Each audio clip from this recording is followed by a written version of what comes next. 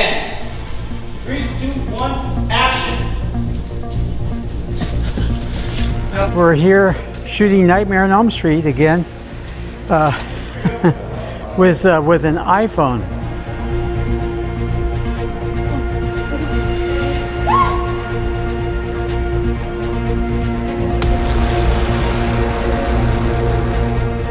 You know, growing up and watching these Nightmare on Elm Street movies and thinking that one day I would be with Roy Wagner is just amazing. Yeah, see that?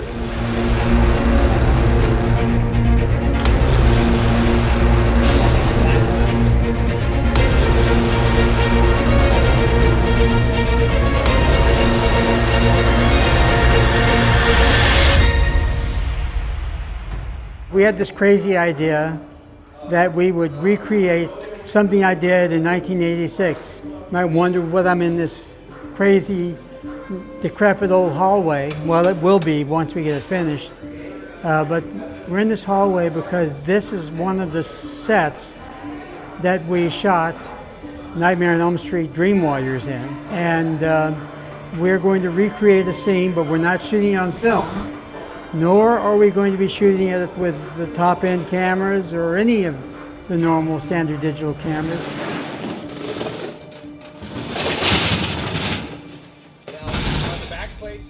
How do you feel like being back to reshoot this scene from Nightmare on Elm Street 3?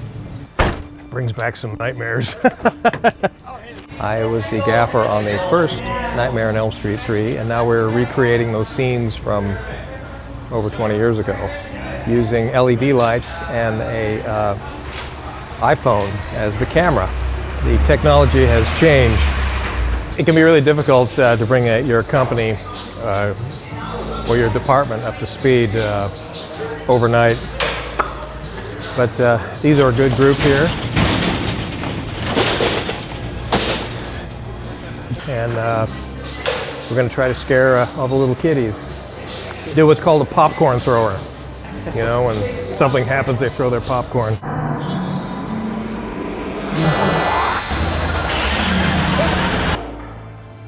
I don't recall what we did up there. We did something that edged that door. And then this light that comes down on her, which was stupidly too light. Such a dumbass I was. Just bring it right over into here. This one? Yeah, and sharp top it. Okay, so we'll pan that. This comes this way? Yeah, just move it over to here. Not enough space because the smoke machine has to be right here, going that way. Backlight has to go back here, going that way. Fire gag is going to be built right in here. It's easier to light the first time. It's not as easy to light the second time because you've got to try to make it look exactly the same. So last night I watched the first half of the movie, and now I'm seeing what's happening now. Like, what is that like for you to just see it all be? I guess it's easier, but it's also, there's so many other different challenges. It's easier, but you know, I'm trying to exactly replicate where the shadow falls, where exactly the light hit the wall. And so it's not like doing it for the first time, because I can be completely wrong and I'm right because it's the first time. But this time I have to exactly duplicate what we did before. Let's go through the whole movement, all around.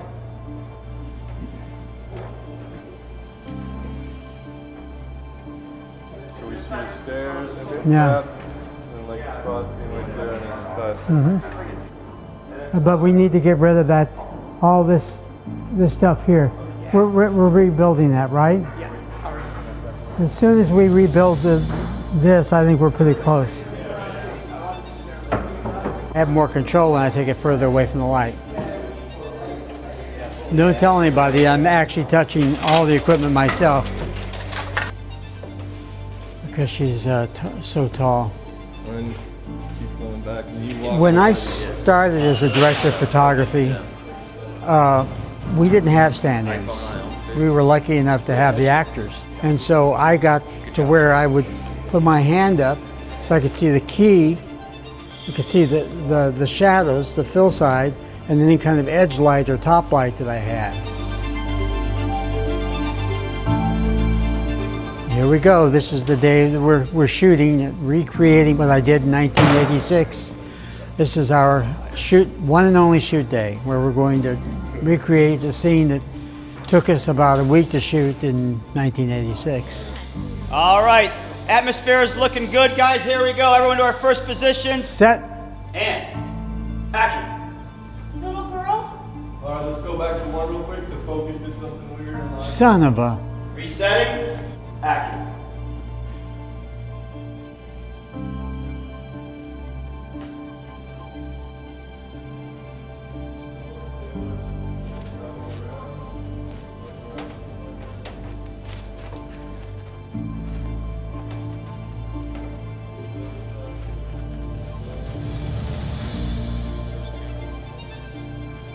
Closer to the camera.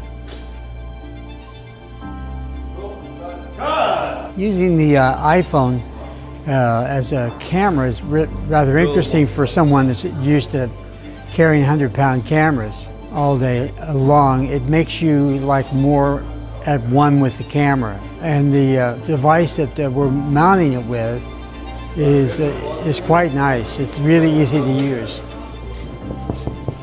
We need to pull a double out of this light right here. Copy that. Could someone tell me who took the toilet seat? Because there's a toilet seat there. Where's that? I'm joking. I have someone step in. Yep, coming in. Lucas, still slow motion, or are we going? Oh yeah, it is definitely slow motion. so we gotta bring the angle down. Well, keep in because mind, there's headroom's more right angle. here. Yeah. Jeez. Bring this down.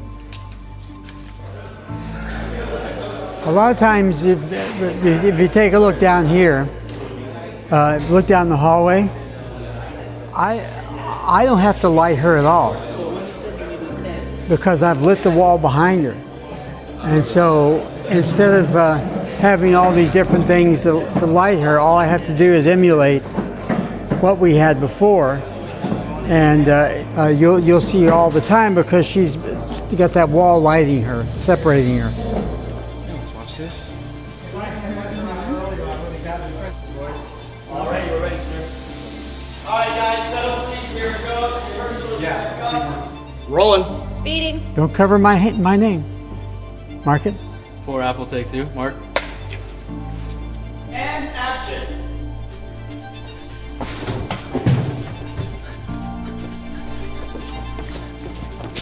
Cut. That was nice, folks. We're going again. It's moving already, so it doesn't have to adjust to her. It's already moving and framing in for her, so you're anticipating her. I was so smart then. Let's do it again. You want me to do it this way? Last looks by Ethan. Fix this back up. I was a genius back then. Action. You okay? Yeah, I'm fine. Back on. Let's help her up. Yeah, no, I'm fine. How embarrassing. 3, 2, 1, action.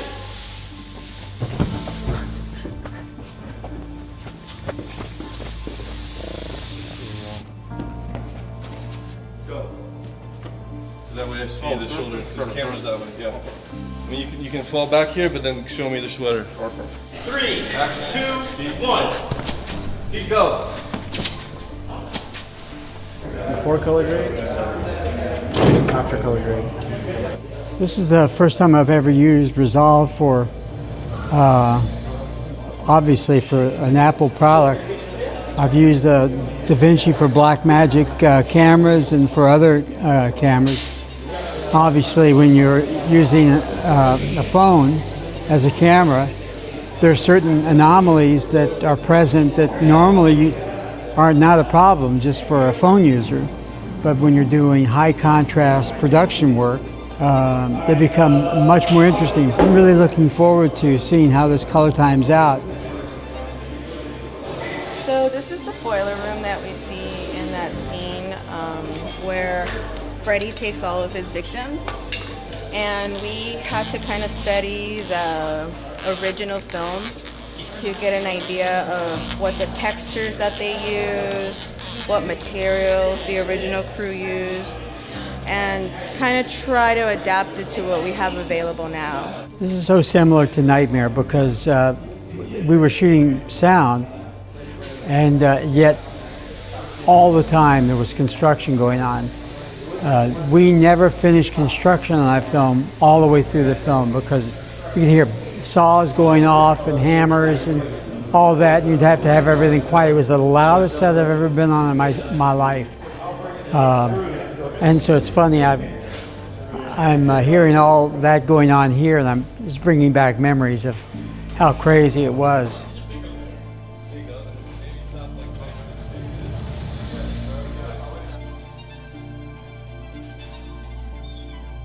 And fire, action. Action. Action.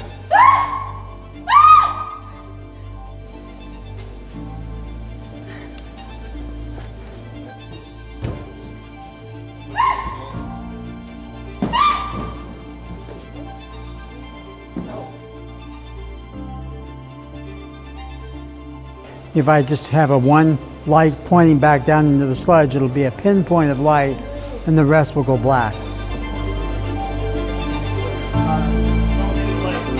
Backing. All right, folks, here it goes. Action. Up higher, knees up, and then let's swing, get them out. Get them out. Okay. Cut. Yeah? Folks, left hand and right hand, let's give ourselves a big round of applause. Amazing job, everybody. Thank you very much. Hey, thank you so much. That's a wrap. Great job. Thank you. Fantastic.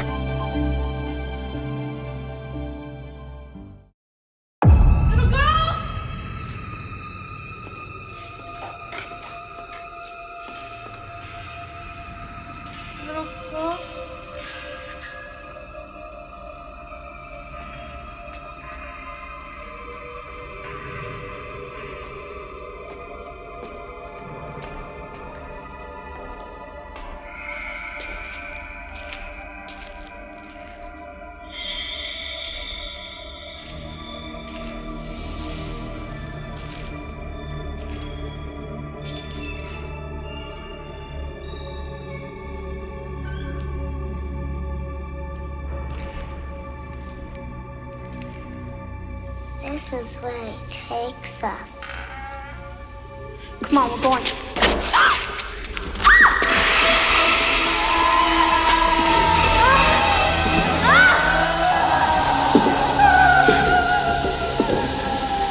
Freddy's home.